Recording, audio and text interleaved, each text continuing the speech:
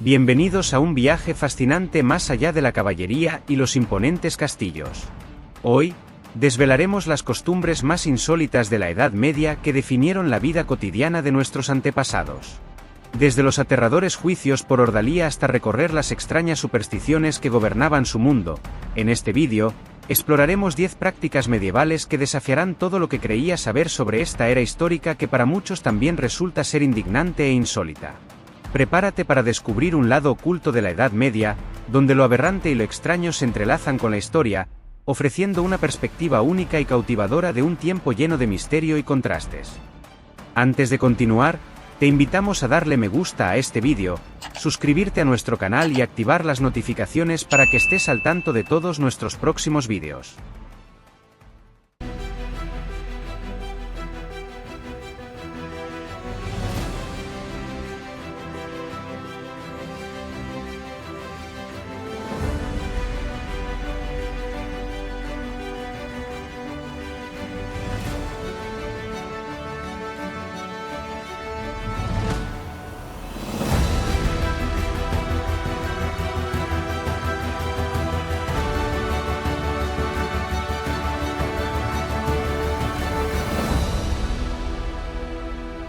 Número 1. El juicio por ordalía, una prueba medieval de inocencia que desafiaba la razón. Adentrándonos en las brumas de la Edad Media, encontramos un sistema judicial peculiar, donde la razón se veía eclipsada por la fe y la superstición. Esta práctica, extendida por Europa durante siglos, buscaba determinar la culpabilidad o inocencia de un acusado a través de pruebas que desafiaban la lógica y el sentido común. En un mundo donde la ciencia aún no había tomado las riendas, el juicio por ordalía se basaba en la creencia de que Dios intervendría para proteger a los inocentes. Los acusados se enfrentaban a pruebas físicas y mentales que, según se pensaba, solo podían superar aquellos que estuvieran libres de culpa.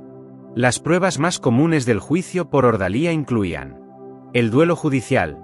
2 hombres, uno acusado y otro acusador, combatían a muerte. La victoria se interpretaba como un favor divino hacia el inocente.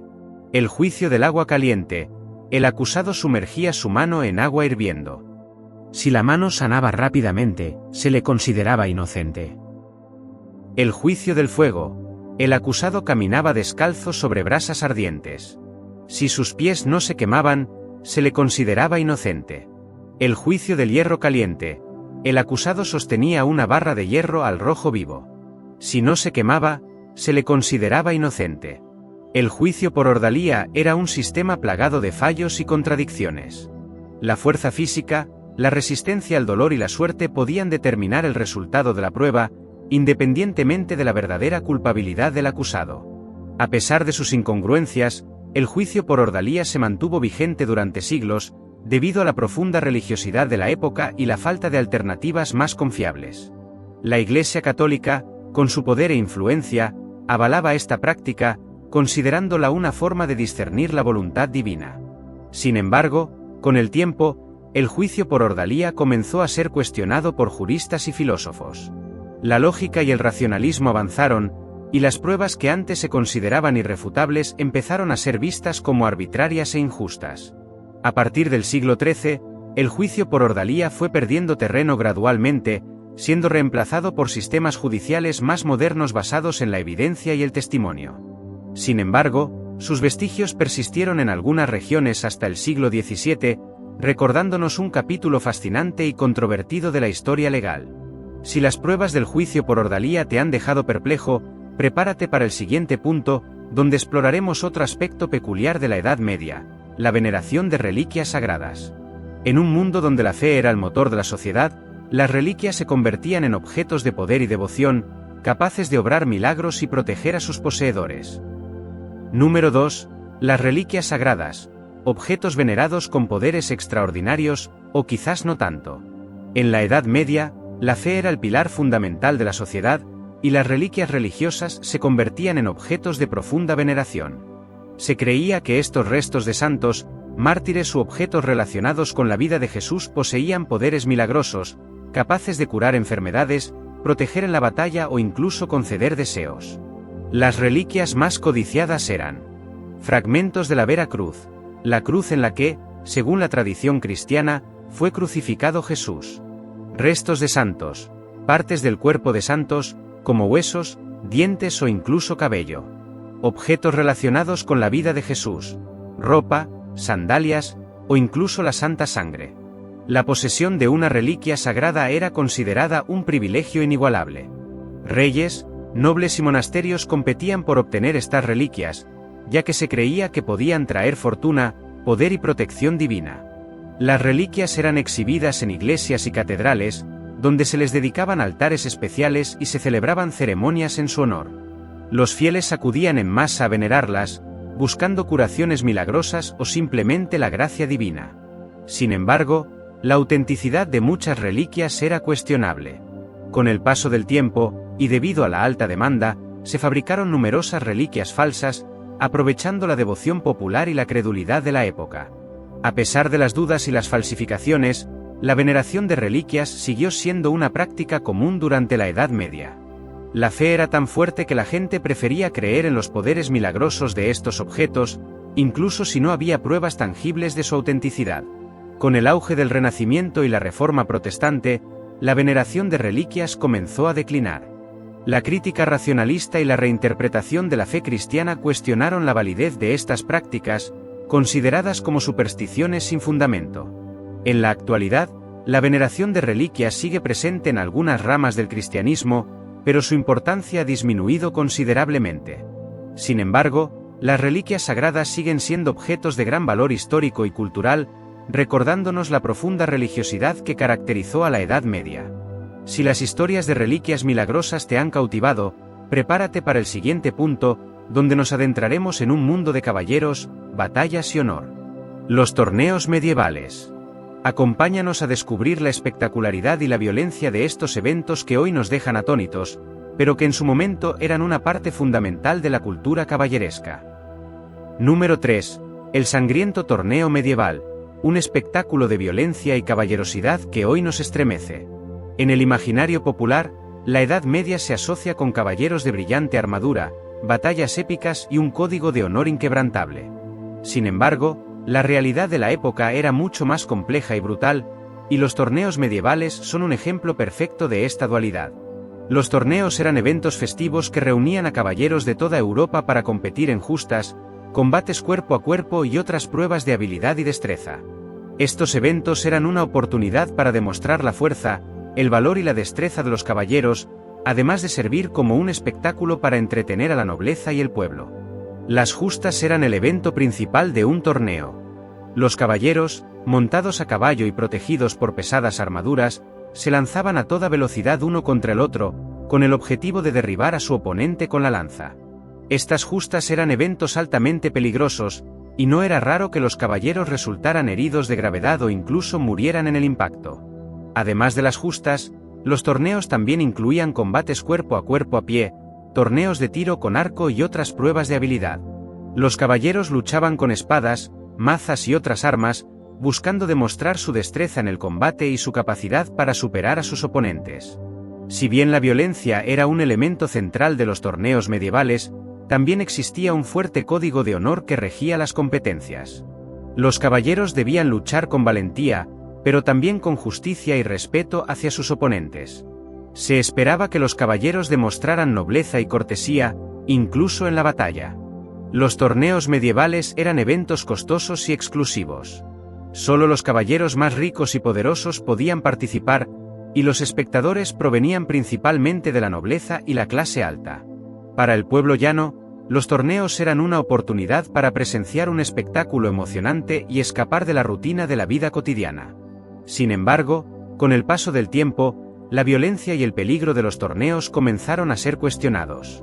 La Iglesia Católica, que en un principio había apoyado los torneos, comenzó a condenarlos por su brutalidad y por la cantidad de muertes que se producían. A partir del siglo XIV, los torneos comenzaron a perder popularidad. La invención de nuevas armas y tácticas militares hizo que las justas y los combates cuerpo a pie se volvieran menos relevantes. Además, la creciente influencia de la Iglesia y la consolidación del poder monárquico limitaron la autonomía de los caballeros, quienes ya no eran tan importantes en el panorama político y militar. Aunque los torneos medievales desaparecieron en su forma original, su legado sigue presente en la actualidad. Las justas y los combates a caballo se han convertido en deportes ecuestres, y el espíritu de caballería y el código de honor siguen inspirando a personas de todo el mundo. Si te han fascinado los torneos medievales con su mezcla de violencia y caballerosidad, prepárate para el siguiente punto, donde exploraremos un aspecto más cotidiano de la Edad Media: las peculiares prácticas de higiene. Acompáñanos a descubrir cómo se aseaban los caballeros, las damas y el pueblo llano en una época sin agua corriente, jabón ni productos de higiene modernos. Número 4. Las extrañas prácticas de higiene medieval. Un vistazo a la vida cotidiana en una época sin agua corriente. Adentrándonos en la vida cotidiana de la Edad Media, encontramos un mundo donde la higiene personal era un tema complejo y lleno de contrastes.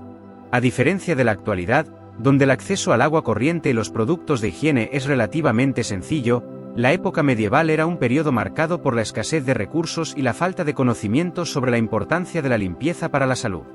En las ciudades medievales, la mayoría de las personas no tenía acceso a agua corriente. El agua se obtenía de pozos, ríos o fuentes públicas, y a menudo estaba contaminada con residuos y bacterias. Esto hacía que el baño diario fuera una práctica poco común, y se limitaba principalmente a lavar la cara y las manos. El baño completo del cuerpo era un evento ocasional, que podía realizarse una vez a la semana o incluso con menor frecuencia. Para ello, se calentaba agua en grandes tinajas o se buscaba un lugar donde poder sumergirse en un río o lago.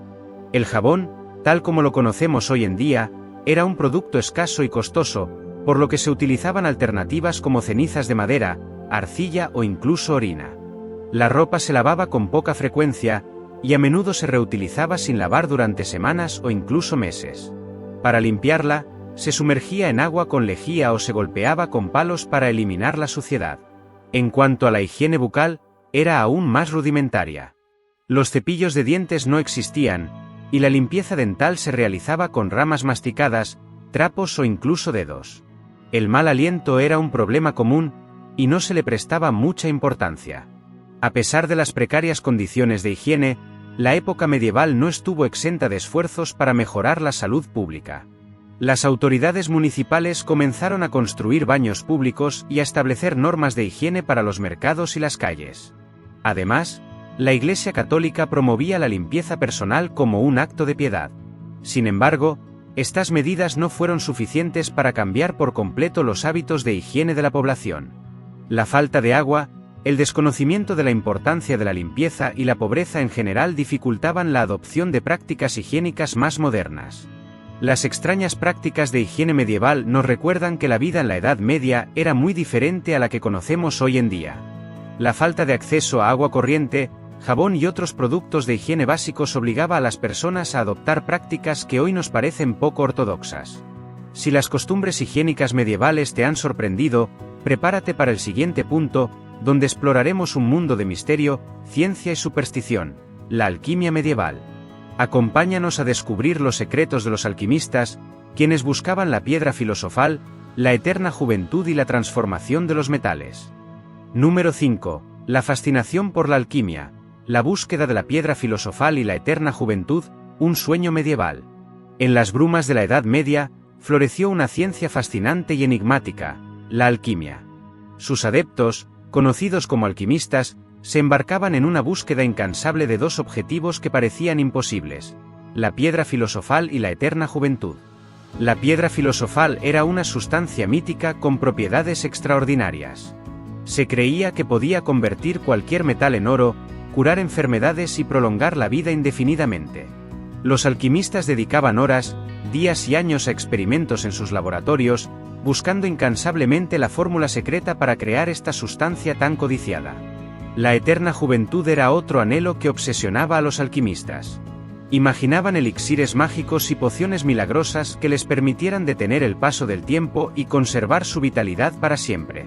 La búsqueda de la eterna juventud reflejaba la profunda fascinación que la Edad Media tenía por la vida y la muerte, por la belleza y la decadencia del cuerpo humano.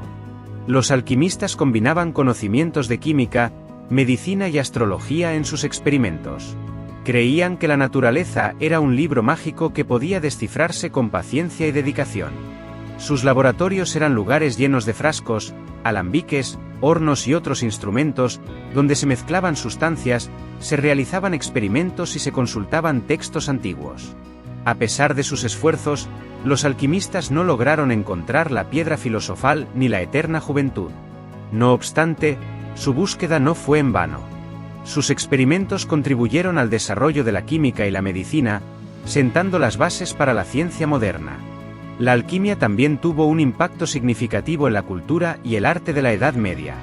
Inspiró obras literarias, pinturas y esculturas que reflejaban la fascinación por la transformación, la búsqueda de lo imposible y el poder de la ciencia. En la actualidad, la alquimia se considera una pseudociencia, pero su legado sigue presente. Sus ideas y símbolos continúan inspirando a artistas, escritores y soñadores, recordándonos la capacidad humana para imaginar y perseguir lo imposible. Si bien la alquimia nos ha transportado a un mundo de sueños y misterios, prepárate para el siguiente punto, donde exploraremos un tema más sombrío, la medicina medieval. Acompáñanos a descubrir los remedios herbales, las oraciones y las prácticas cuestionables que se utilizaban para tratar las enfermedades en la época, y cómo éstas contrastaban con los avances científicos que comenzaban a surgir. Número 6. La medicina medieval, una mezcla de remedios herbales, oraciones y prácticas cuestionables. En la Edad Media, la medicina era una mezcla de conocimientos empíricos, tradiciones populares y creencias religiosas. Los médicos medievales, muchos de ellos clérigos, basaban su práctica en la observación, la experiencia y la lectura de textos antiguos como los de Galeno e Hipócrates. Sin embargo, también recurrían a la magia, la astrología y las oraciones para tratar las enfermedades. Los remedios herbales eran un componente importante de la medicina medieval. Se utilizaban plantas, flores, raíces y otros elementos naturales para preparar infusiones, ungüentos y cataplasmas. Algunos de estos remedios tenían propiedades curativas efectivas, mientras que otros eran ineficaces o incluso peligrosos. La sangre también se consideraba un elemento vital para la salud. Se realizaban sangrías para eliminar la sangre mala y curar diversas enfermedades. La sangría era un procedimiento médico que consistía en extraer sangre del cuerpo del paciente, generalmente del brazo o la pierna. Se realizaba con una lanceta o navaja afilada. Se creía que la sangre era el humor que mantenía la salud, y que la eliminación de la sangre mala podía curar una amplia gama de enfermedades, como fiebre, dolor, infecciones y enfermedades mentales. En algunos casos, solo se extraían unas pocas onzas de sangre, mientras que en otros se podían extraer varios litros. La sangría podía ser un procedimiento doloroso y debilitante, y en algunos casos incluso podía ser fatal. Esta práctica, aunque dolorosa y debilitante, era común en la época. La cirugía era una especialidad poco desarrollada en la Edad Media. Los procedimientos quirúrgicos eran rudimentarios y dolorosos, y solo se realizaban en casos extremos. La mayoría de las heridas y fracturas se curaban por sí solas o con remedios caseros. La higiene personal también era un factor importante en la prevención de enfermedades. Sin embargo, en la Edad Media, como dijimos anteriormente, el acceso al agua corriente y al jabón era limitado, por lo que las prácticas higiénicas eran deficientes. Esto contribuía a la propagación de enfermedades infecciosas. Las enfermedades eran una de las principales causas de muerte en la Edad Media. La peste bubónica, la viruela y la tuberculosis eran algunas de las enfermedades más devastadoras de la época. Estas enfermedades no solo causaban un gran número de muertes, sino que también generaban miedo y pánico en la población. A pesar de las limitaciones de la medicina medieval, se lograron algunos avances importantes en la época. Se desarrollaron nuevos instrumentos quirúrgicos, se mejoraron las técnicas de diagnóstico y se realizaron importantes descubrimientos en anatomía. Además, se fundaron hospitales y escuelas de medicina, lo que contribuyó a mejorar la atención médica. La medicina medieval era un reflejo de la época en la que se practicaba. Una época marcada por la superstición, la religiosidad y la falta de conocimiento científico. Sin embargo, a pesar de sus limitaciones, la medicina medieval sentó las bases para el desarrollo de la medicina moderna. Si la medicina medieval te ha sorprendido por su mezcla de remedios efectivos y prácticas cuestionables, prepárate para el siguiente punto, donde exploraremos un aspecto más oscuro de la Edad Media, la brujería y la superstición. Acompáñanos a descubrir cómo las creencias en brujas, maldiciones y espíritus malignos influenciaban la vida cotidiana de las personas en la época, y como estas creencias se utilizaban para explicar eventos inexplicables y culpar a los más vulnerables. Número 7. La superstición y la brujería. Un mundo plagado de miedos y creencias que controlaban la vida diaria. En la Edad Media, el mundo estaba plagado de miedos y creencias que controlaban la vida diaria de las personas. La falta de conocimiento científico y la omnipresencia de la muerte y las enfermedades alimentaban una profunda superstición que se manifestaba en diversas formas, incluyendo la creencia en brujas, maldiciones y espíritus malignos.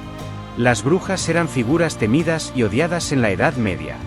Se las consideraba mujeres que habían hecho un pacto con el diablo y que podían usar poderes mágicos para causar daño a otras personas. Las acusaciones de brujería eran frecuentes, y las mujeres que eran acusadas solían ser condenadas a muerte en la hoguera. Las maldiciones también eran una fuente de gran temor en la Edad Media. Se creía que podían ser lanzadas por brujas, hechiceros o incluso por personas con rencor. Las maldiciones podían traer mala suerte, enfermedades o incluso la muerte.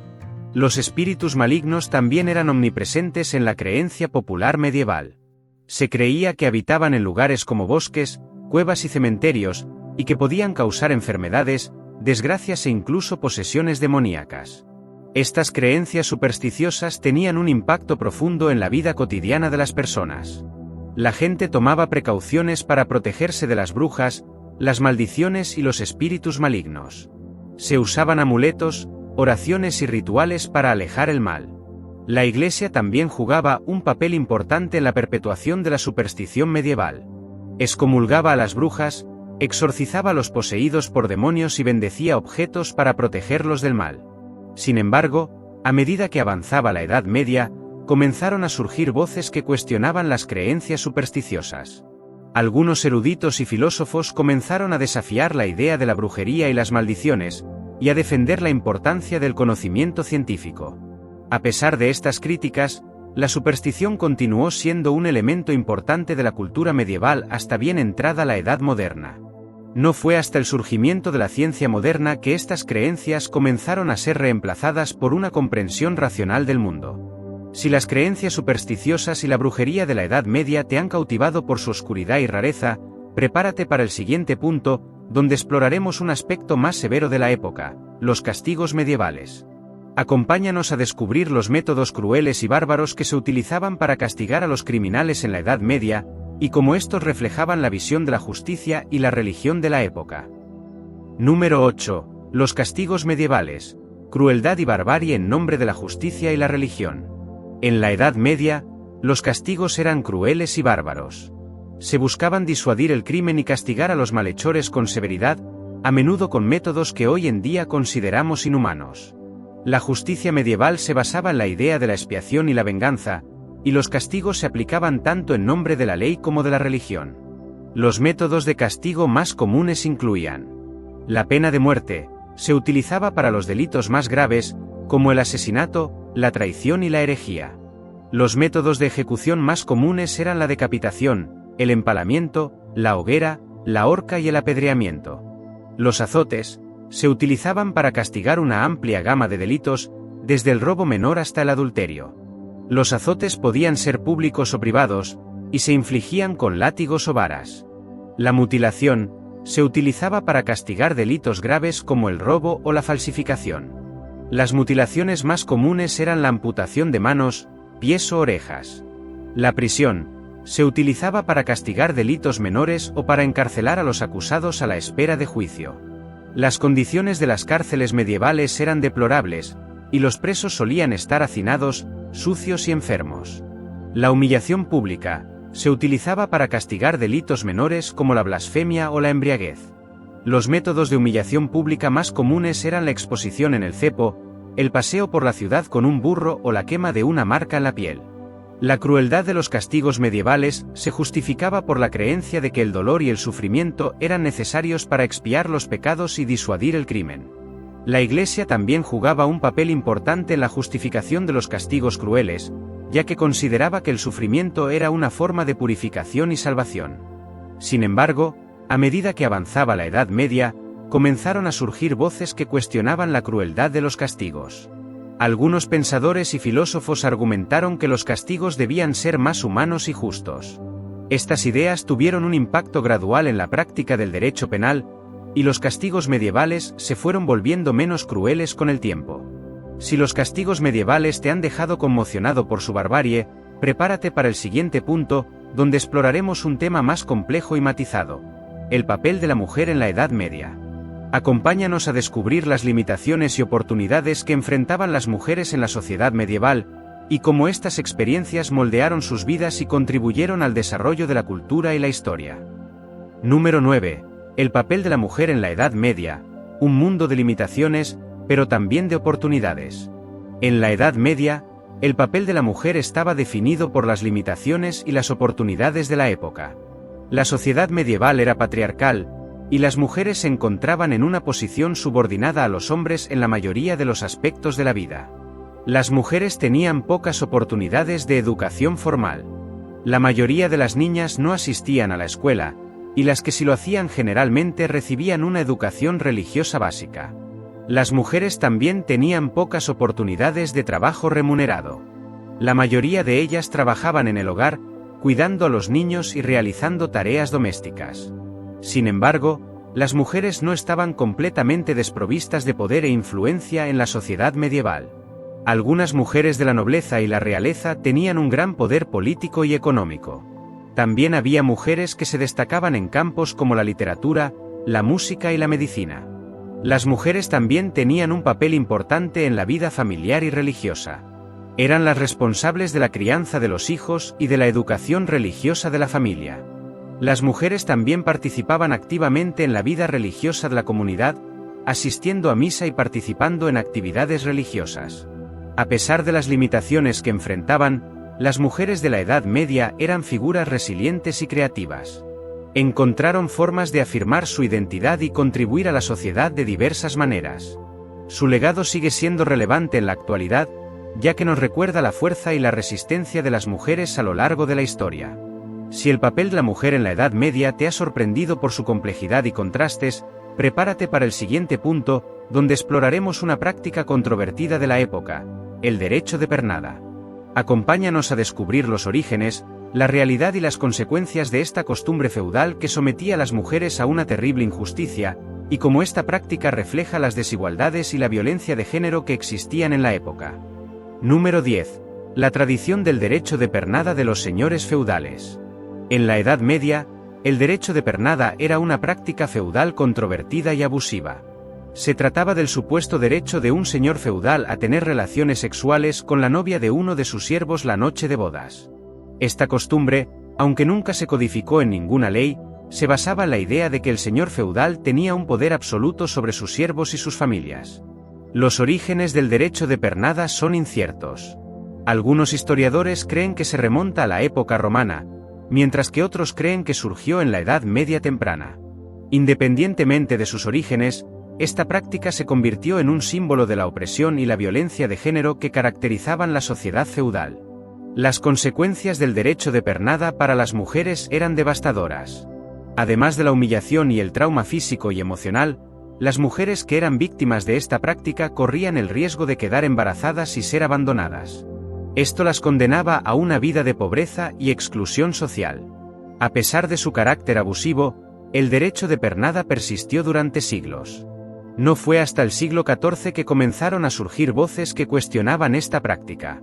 En los siglos siguientes, el derecho de pernada fue gradualmente abolido en la mayoría de los lugares de Europa. La tradición del derecho de pernada nos recuerda la importancia de luchar por la igualdad de género y la justicia social. Es un recordatorio de que las mujeres han sido víctimas de violencia y opresión a lo largo de la historia, y que aún queda mucho por hacer para lograr una sociedad más justa y equitativa para todos. Si este vídeo te ha gustado, te invito a dejar un comentario compartiendo tus reflexiones sobre estas prácticas medievales. Si tienes alguna duda o sugerencia, no dudes en dejarlo también en los comentarios, y te invitamos a darle me gusta a este vídeo, suscribirte a nuestro canal y activar la campana de notificaciones para no perderte los próximos vídeos. ¡Hasta la próxima!